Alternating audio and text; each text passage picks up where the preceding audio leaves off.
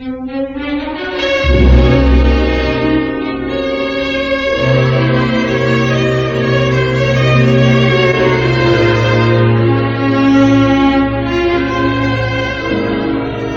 noite, enquanto medita na solidão do quarto, ajoelhado diante da cruz de Simeão, Públio Lentulus recebe a visita do espírito de Flamínio, rodeado por uma aura de luz resplandecente e infinita. Querido irmão, não imagina como fico feliz ao notar que cada vez mais na tua alma existe a sincera disposição para aprender a essência sagrada do cristianismo. Continue seguindo os ensinamentos do Messias, meu amigo, pois teu coração adentrará em breve o crepúsculo da velhice, onde as sombras serão clarificadas por estrelas cariciosas e suaves. No teu íntimo, porém, deve manter a serenidade imperturbável, sem jamais esquecer das realizações do teu tempo. Jamais deve resignar-te com as desilusões amargas do destino, pois há muito a ser feito neste mundo. No poder supremo do império ainda está um tirano que precisa cair, em benefício da justiça e da família. Por isso, Públio, entrega-te ao trabalho sutil da política interna para a queda de Domício Nero, que prossegue com seus espetáculos cruéis e injustos nesta capital do pecado. O senador não consegue dizer uma só palavra diante da visão santificada do amigo, que dissolve-se lentamente, deixando Públio novamente sozinho, refletindo sobre os nobres conselhos do eterno Flamínio Severus. Na mesma noite, na região de Antípolis, vamos encontrar Aurélia, em companhia de um jovem centurião romano, abraçados intimamente sobre o leito de sua nova residência. Muito bem, rapaz. Está na hora de partir. Logo meu marido estará chegando. Ora, Aurélia, não havia me dito que o cantor só voltaria amanhã? Sim, mas ele é extremamente ciumento. Não convém arriscarmos. Tenho péssimas recordações a esse respeito. Então, é assim que passa suas horas de solidão? Sérgio! Eu farei agora o que Plínio Severus deveria ter feito no dia em que nos surpreendeu em seu leito. Não! Pelos deuses, não! Não! Não! O punhal implacável de Sérgio não tolera a infidelidade da esposa e elimina, com a fúria de golpes impiedosos movidos pelo ódio, a vida de uma das mais venenosas criaturas que este mundo já conheceu.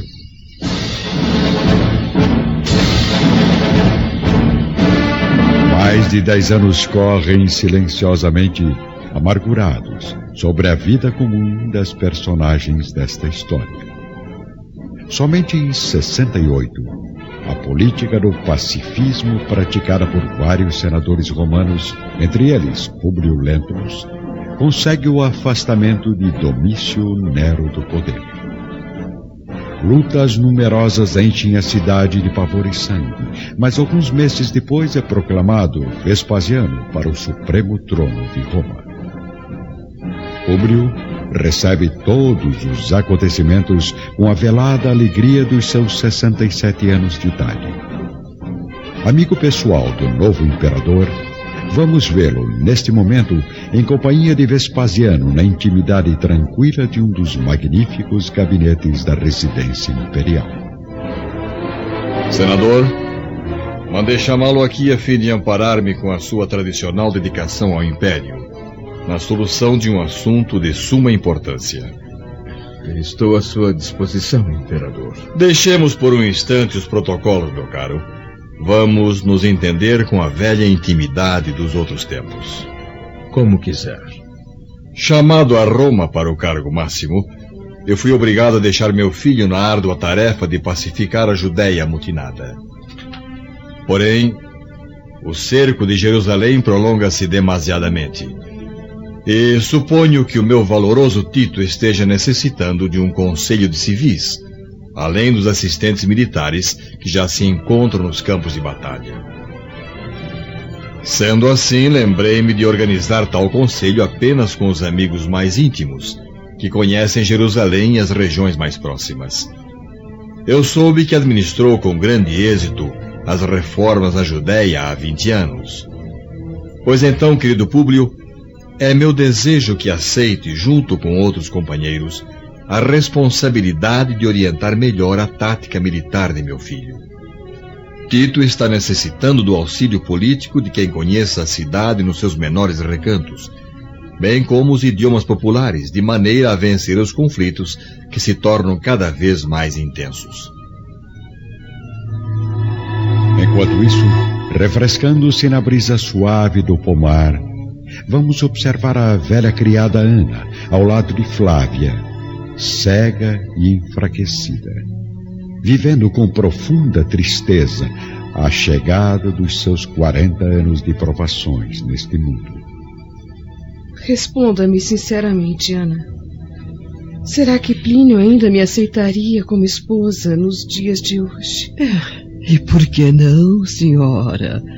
O amor ultrapassa todas as barreiras da distância e do tempo. Nunca é tarde para sonharmos. Lembro-me de que há 10 anos aconselhou-me a ter paciência. Mas para um cego, 10 anos parecem uma eternidade, onde é possível apenas imaginar como seria a realidade das mudanças que ocorrem dia a dia na Terra. Então, imagine que ainda é jovem, bonita, e que o profeta de Nazaré olha por você lá do alto, reservando para sua alma abençoada muitas surpresas felizes e gratificantes. Minha maior felicidade é saber que posso contar com a sua amizade sincera e com o amor sagrado do meu pai, querida Ana. De volta ao gabinete do imperador, Públio Lentulus está indeciso. Pensa na filha doente, mas recordando-se da dedicação absoluta de Ana, que poderia perfeitamente substituir o seu carinho por algum tempo, acaba assumindo a responsabilidade. Meu nobre imperador, sua palavra suprema é a palavra do Império. O Império manda e eu obedeço, honrando-me em cumprir as determinações e correspondendo à generosidade da sua confiança. Muito bem. Tudo estará pronto de modo que sua partida e de mais 2 ou 3 amigos nossos se verifique dentro de 2 semanas. E assim acontece. 15 dias depois, encontramos o senador no porto de Ostia, fazendo as últimas despedidas à filha e à serva amiga.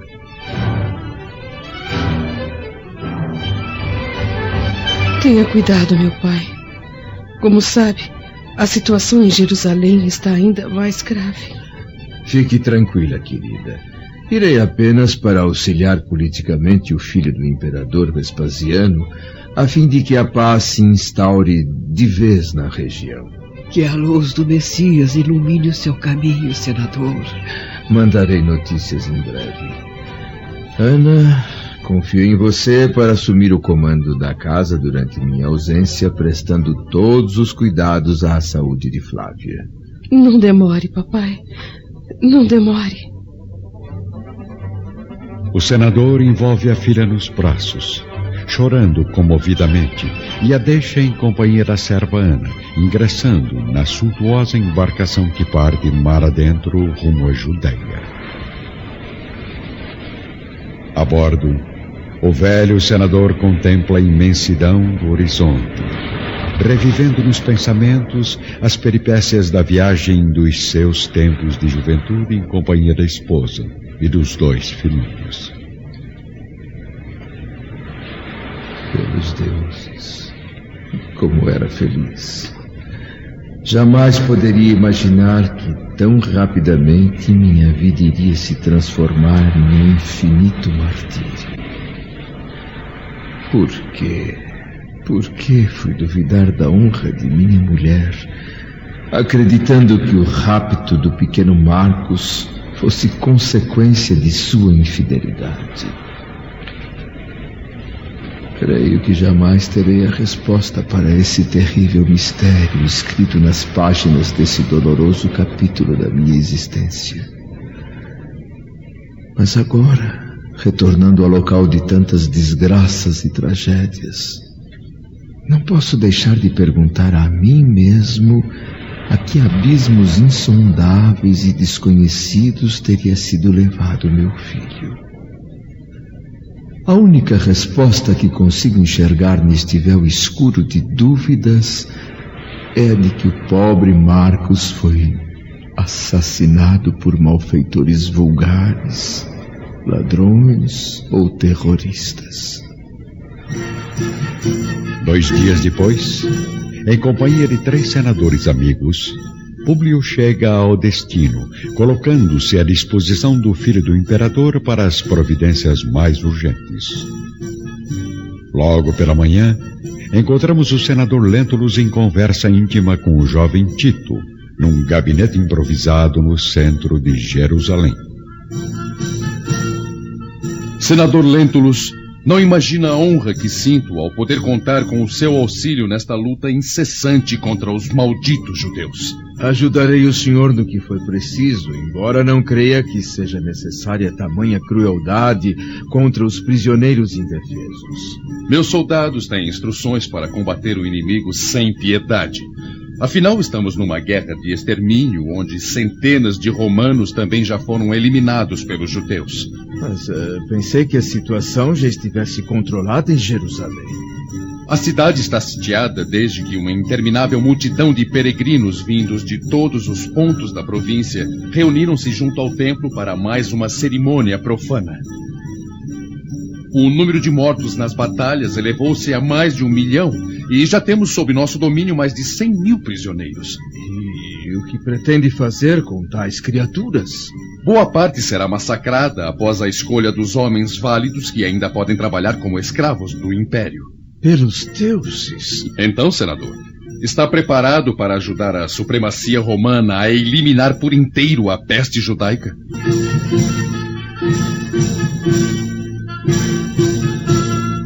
No pequeno gabinete improvisado no centro de Jerusalém, Públio Lentulus, com o olhar determinado, dirige-se ao jovem filho do imperador Vespasiano. Muito bem, Sr. Tito. Cumpre-me apenas desempenhar a palavra que dei a seu pai, e será com o melhor espírito de coragem que prometo exercer minhas funções aqui na Judéia.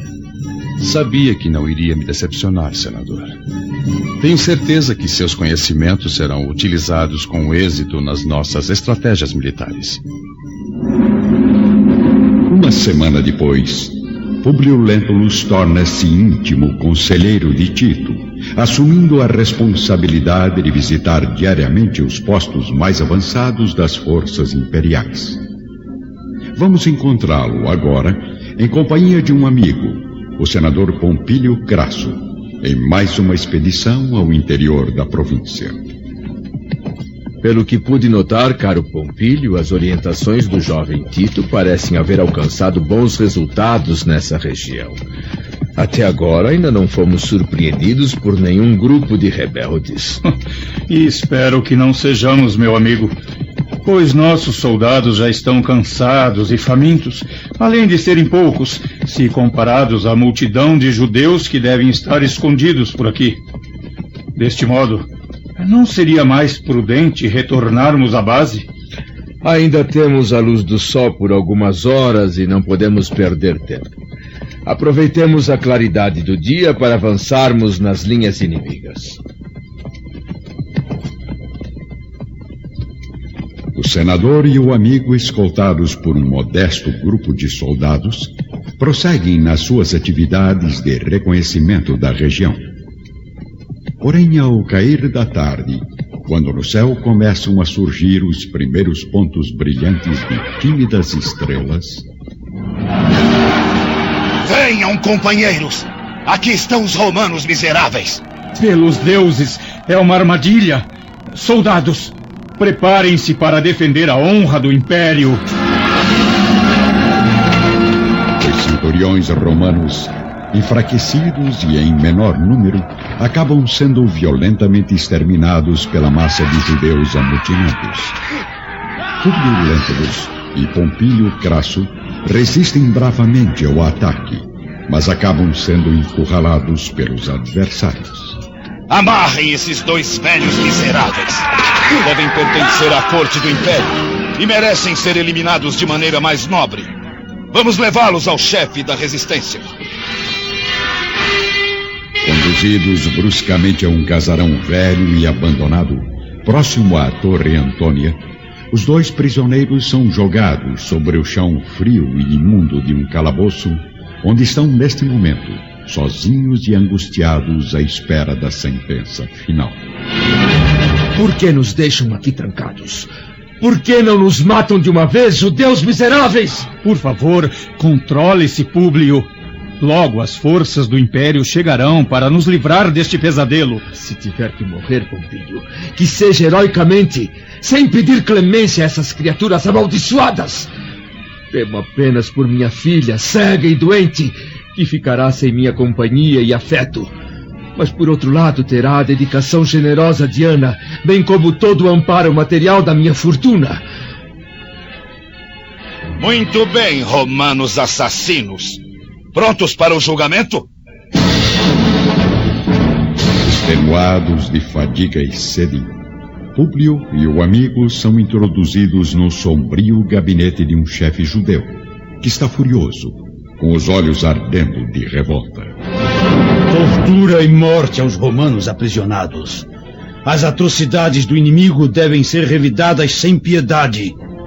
Senhor, aqui estão os dois prisioneiros de quem lhe falei. Públio observa o velho israelita de traços característicos, mas não consegue identificá-lo. O judeu ancião, no entanto, congela o olhar astuto na figura abatida do senador, reconhecendo-o imediatamente. Ora, ilustríssimos senadores. Eu os conheço de longos anos. Sobretudo, honro-me com a presença do orgulhoso Públio Lentulus, antigo legado do imperador Tibério e de seus sucessores nesta província flagelada pelas pragas romanas. Ainda bem que as forças do destino não me permitiram partir para outra vida na minha penosa velhice, sem que me vingasse de uma ofensa inesquecível. Lembra-se de mim, senador? No terrível ambiente do esconderijo dos judeus, o senador, ao lado do amigo Pompílio Crasso, profundamente abatido, encara a figura franzina e maquiavélica do velho à sua frente. Não o conheço, judeu. Públio Lentulus. Sou André de Gioras, o pai a quem insultou um dia com o excesso da sua autoridade orgulhosa. Está lembrado agora? Públio consegue, enfim, recordar a figura de André no acervo de suas lembranças mais íntimas e remotas, fazendo apenas um sinal positivo com a cabeça. E por que não se humilha nesse momento diante de minha autoridade? Por acaso ignora que hoje sou eu quem pode decidir o seu destino?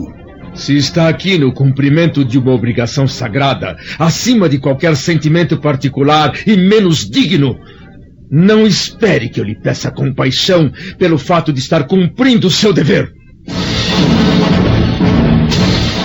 André não esperava a resposta serena e corajosa do senador.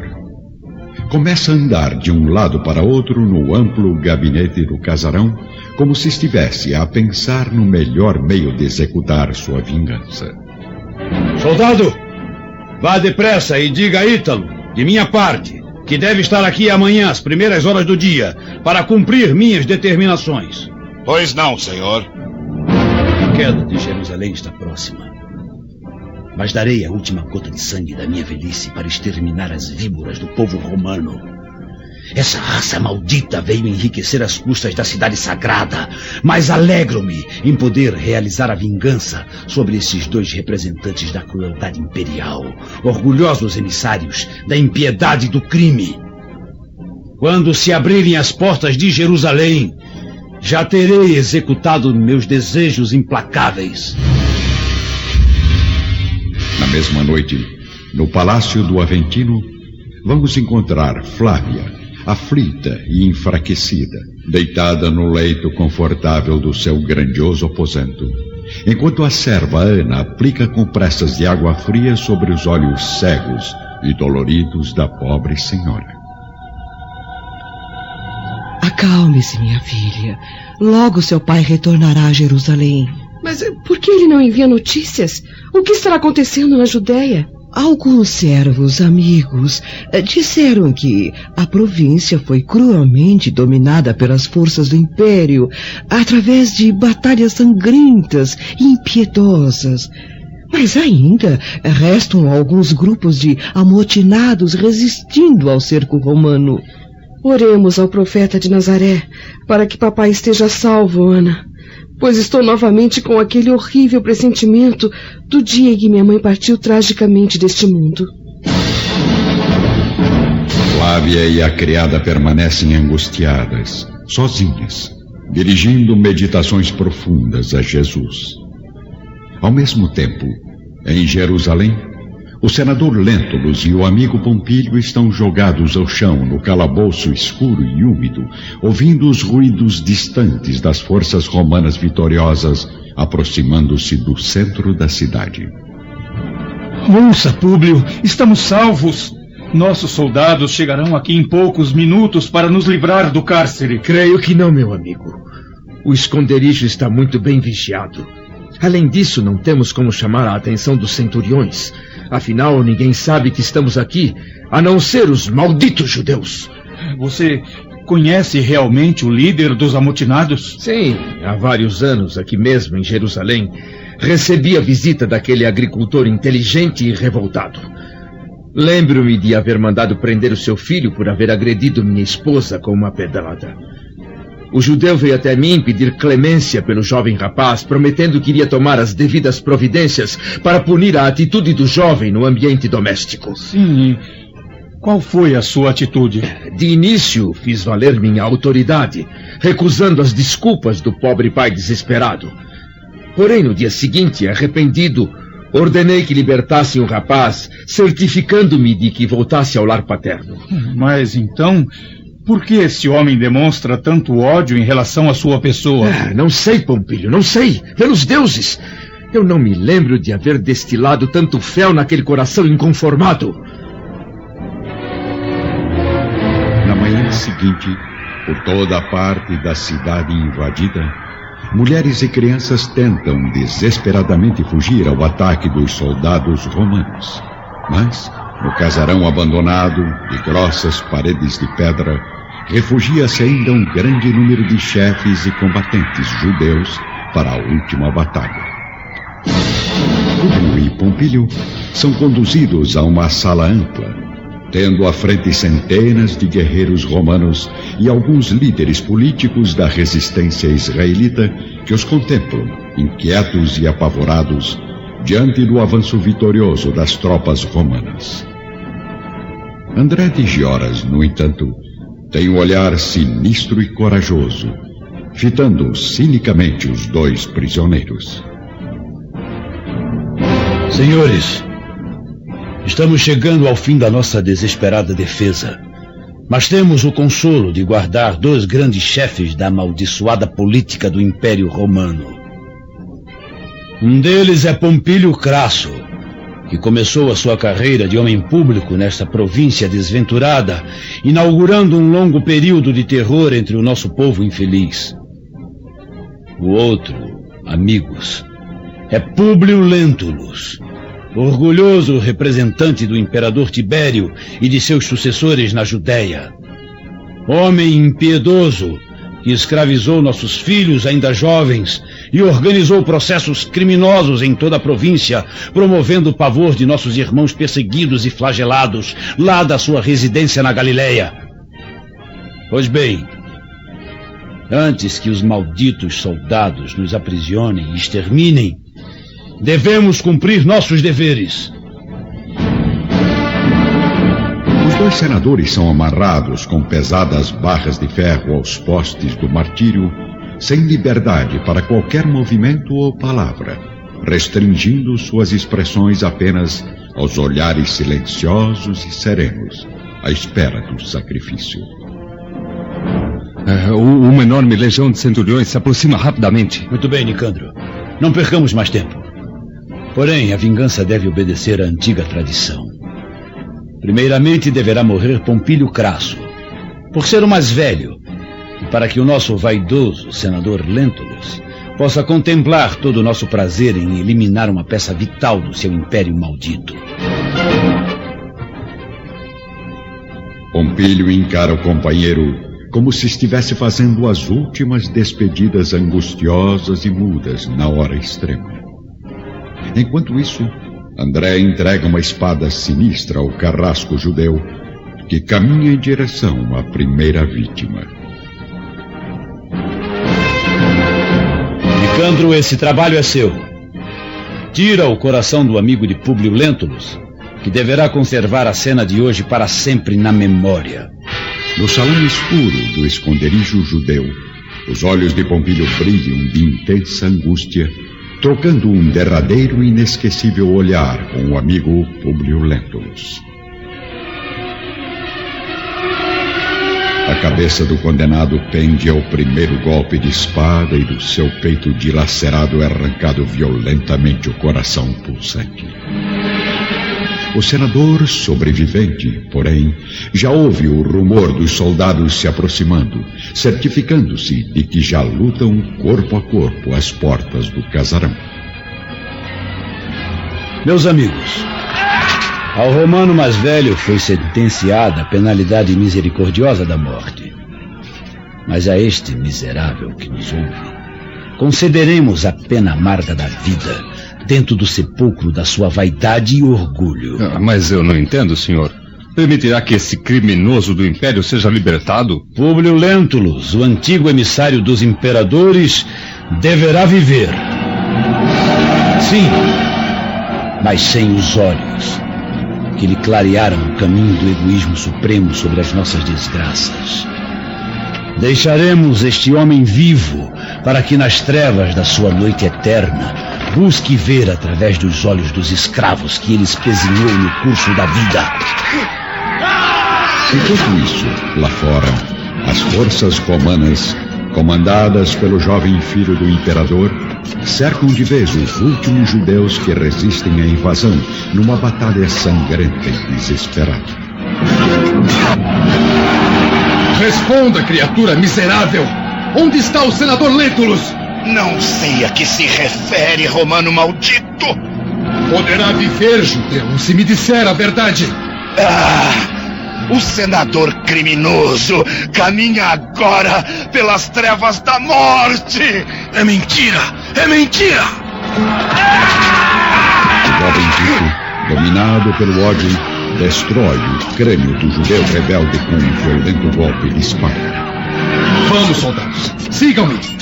Salvemos a vida preciosa de Públio Lentulus, exterminando de vez os últimos inimigos.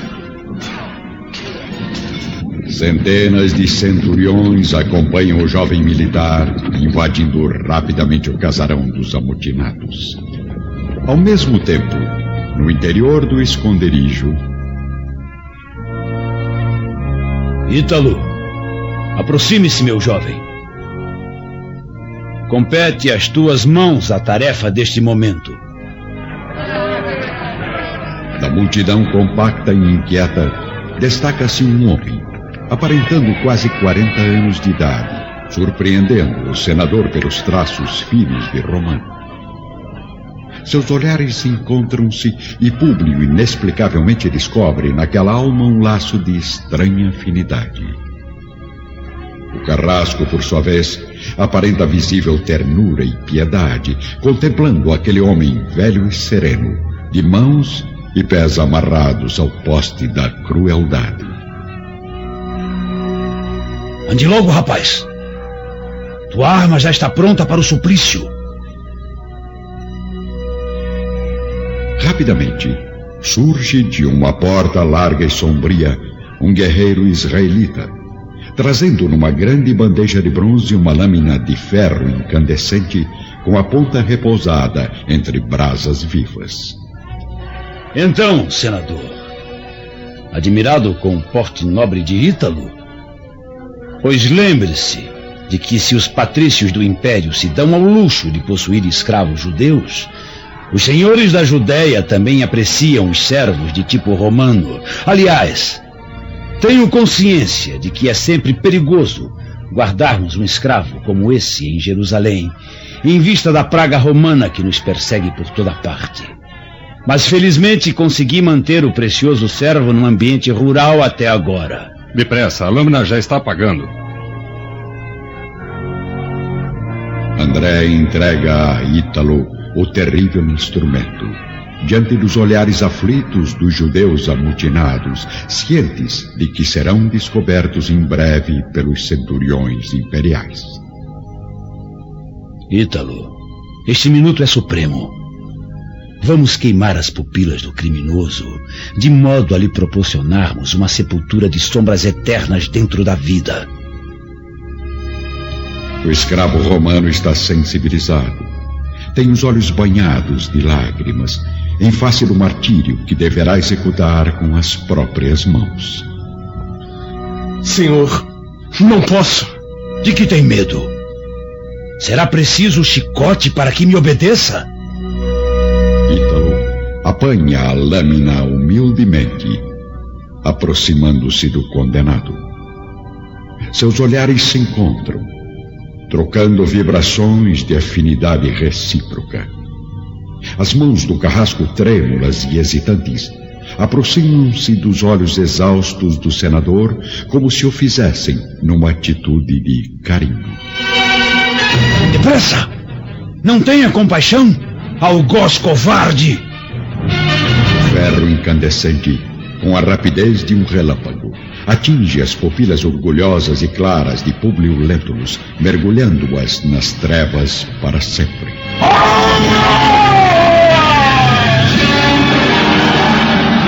Bem próximo dali, o jovem filho do imperador acaba descobrindo a entrada secreta do esconderijo judeu. Por aqui, soldados. Retirem as pedras. Os soldados, liderados por Tito, chegam enfim ao grande salão da Assembleia Secreta, iniciando uma cena sangrenta de morte e destruição. Uma dor indefinível tortura os olhos do senador, fazendo-o experimentar um sofrimento insuportável. Públio nada mais distingue, além das trevas espessas que lhe cobrem o espírito. No meio da batalha fulminante, escapando dos centuriões, André de Joras ainda se aproxima de Públio, sussurrando em seu ouvido. Poderia matá-lo, senador maldito, mas quero que viva, pois vou revelar agora quem é Ítalo, o algoz que entregou teus olhos cruéis à eternidade das trevas.